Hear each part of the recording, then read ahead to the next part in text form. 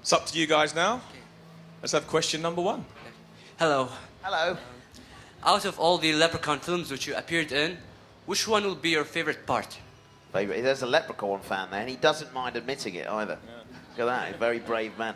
Which was my favourite part? Which was your favourite part? I should say part 1. Part 1. They went downhill after that then. Okay. I know why I like Jennifer Aniston. That's why I like part 1. Or was it my performance? Yes. Yes. That's the right answer. Well done.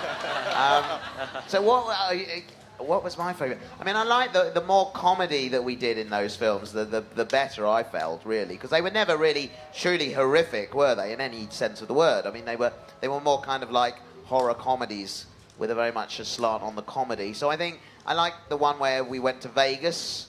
That was quite fun. Leprechaun in Vegas, because he loves gold and stuff, and this was the place of his dreams. He couldn't believe his luck. We actually filmed in Las Vegas for real, but we didn't have all the necessary permits to do so.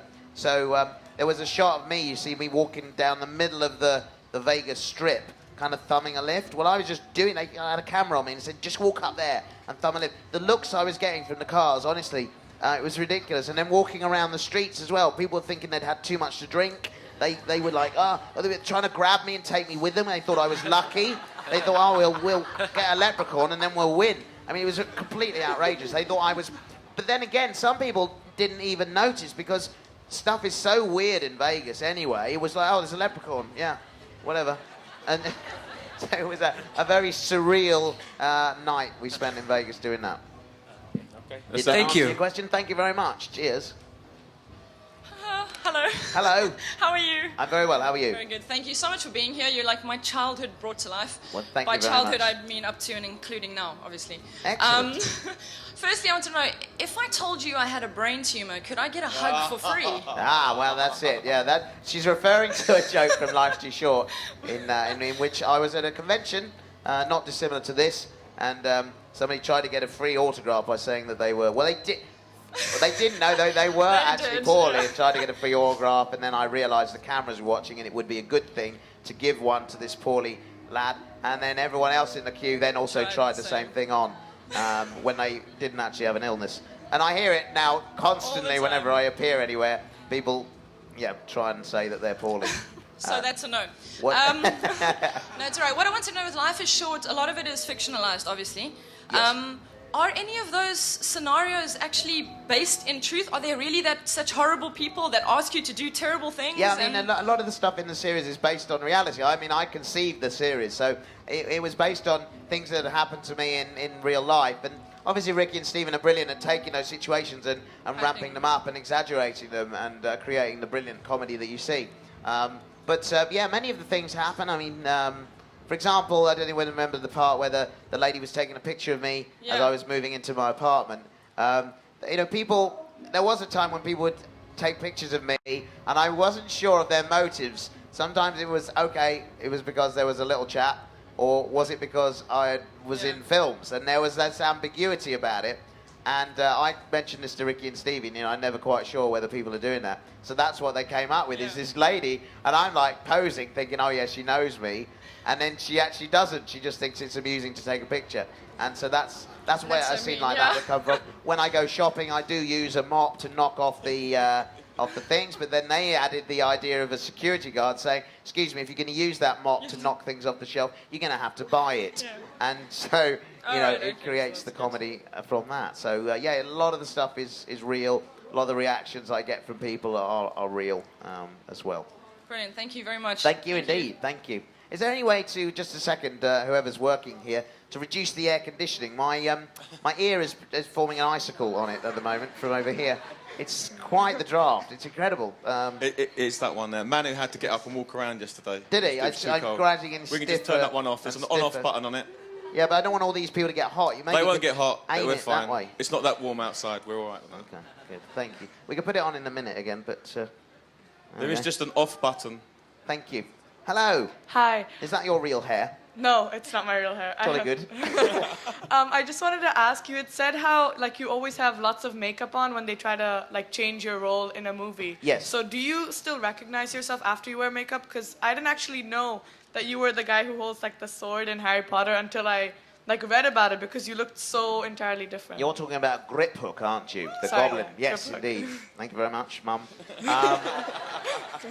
Yeah, Grip Hook. I mean, that was a very sort of immersive makeup there. I mean, it was took 4 hours to apply, and then on top of that, we have these huge contact lenses, 23mm contact lenses that cover my entire pupil, my whole eyeball, and then some teeth as well. So yeah, looking in the mirror, there's nothing of me looking back. Whereas Professor Flitwick, although that was a 2.5-hour makeup, when I look in the mirror, you see your own eyes looking back, and so it is still you in essence.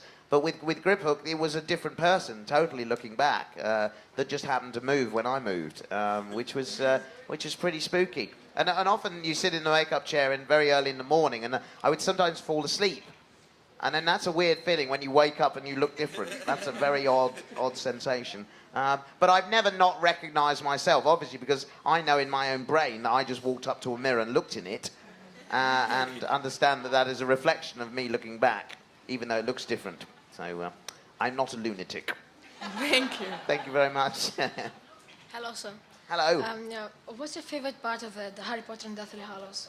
My- What's your favorite part of the movie? Favourite part of the movie? Yeah. What, when I was watching it or when I was filming it? When you were watching it? When I was watching it, my favourite parts are the parts with me in. Oddly, I love those parts. All the rest, I could just sort of take it or leave it, really. And what's your favorite part of the The acting? favourite part of film, I could add a bit of interest to this question. I mean, all the stuff on the cart was really interesting because, you know, it's not quite as exciting as it looks, you know, in the film.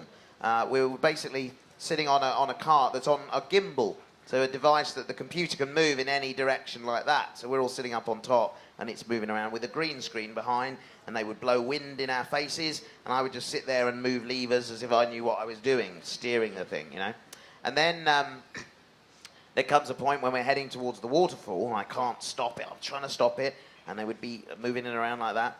And then we did one more exciting part where we had a very long piece of track laid out, and they put the cart onto this piece of track, a straight piece, and then they made us, they wet us all down with sprayers, and then they shot us along this bit of track, and then at a specific point we had to pretend like water had fallen on us through the waterfall, because that's not real either, that's CG put in afterwards. So we'd be driving along and they'd cue, and now, and we'd all act like, oh, you know, it's cold water, and then sit there for a minute and then realise what had just happened, and then, of course, all the seats give way and we fall off. So that was quite an interesting sequence to do. So yeah, I mean, I had a great time on Deathly Hallows. Lots of really interesting things. My favourite part at the end is when I have to help shelter Hogwarts with the spell. I think that's a really dramatic moment. You know, the teachers are there, and you know, this is the last thing that they can do. Wow, that's good, isn't it? Thank you for your time. Because I think I was left out of doing any particular magic on those films. It was nice to finally be able to use the wand for what it was designed for, not just conducting an orchestra, which I had been previously. But thanks for your question. Terrific. You didn't fancy just doing a couple of card tricks for Harry and stuff like that? Well, yeah, As a with the magician? yeah, There's a coin. I know. It was. I didn't get to do any of that really. Only at the very end. A bit of. Oh, well, there was a scene that was cut out. Actually, I did cast a spell onto Nagini as it slithered past me, but they didn't use that bit in the end. But I did I forgot what I said now, but I went bow, and it would have flinched away. But yeah, they didn't use that. Yes. I'm a huge fan of your work, from Willow, Leprechaun, Harry Potter, Star Wars. Thank you. It's just that I want to know, how is it being friends with both Carl and Ricky? Like, Ricky Gervais is very offensive and very funny, very, hilarious. Like, I was in a show he did in London, and he's hilarious.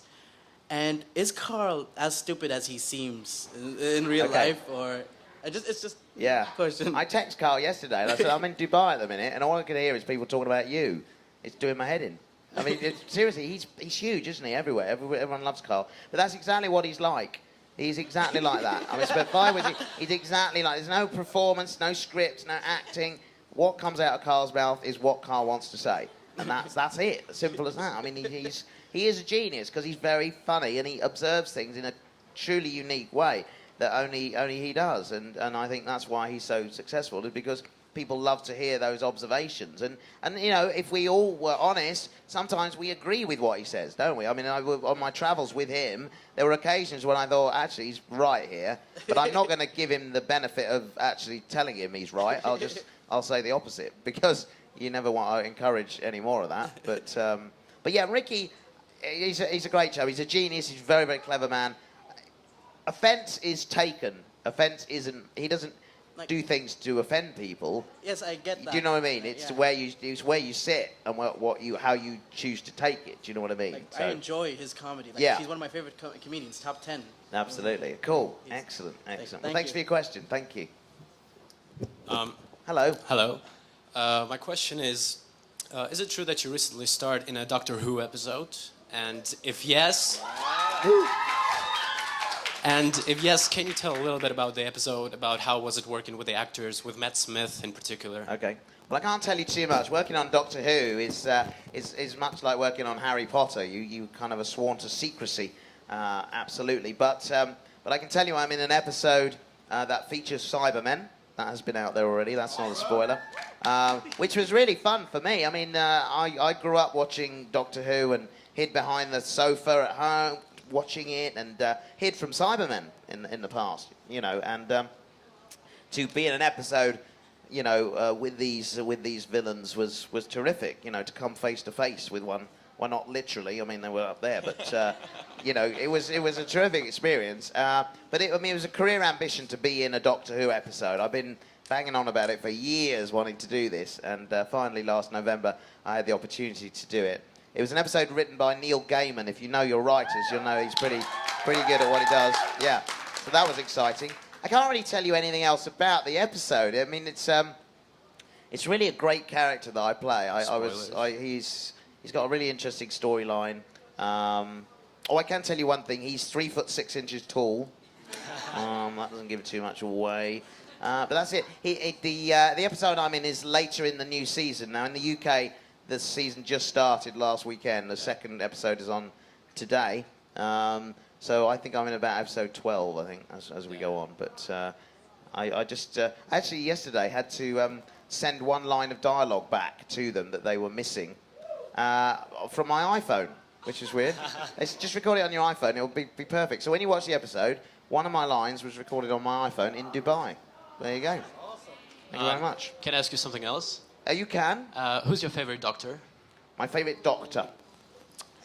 The Doctor I grew up watching was Tom Baker. Yeah, I liked him, and I worked with him in the Chronicles of Narnia TV series as well, so that was quite fun. I think David Tennant was really great. I loved him.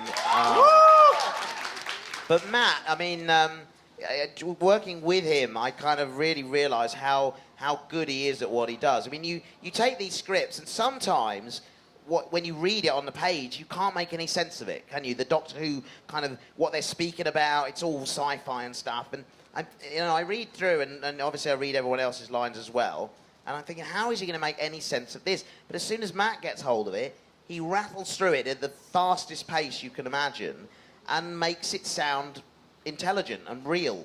And that's the key to it. I mean, Star Wars actors, when they first shot Star Wars A New Hope, Mark Hamill, Carrie Fisher, Harrison Ford, they had trouble making sense of some of this stuff that George had written because it hadn't been done before. And but Matt takes the stuff, turns it around, and they're just brilliant. The way that they can learn the stuff so quickly. And you know, you're shooting an episode, an hour episode in 2 weeks, which is phenomenal because it's basically like making a small feature film. You know, the amount of special effects and other things involved in this.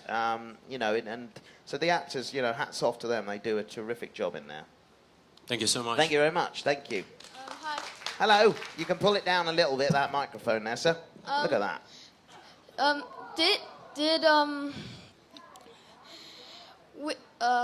is it called? Okay, don't worry. You've got plenty of time. There's only a few hundred people waiting for you to speak. No pressure at all. No pressure. Did you like the characters that you played in Harry Potter? Did I like them? Yeah.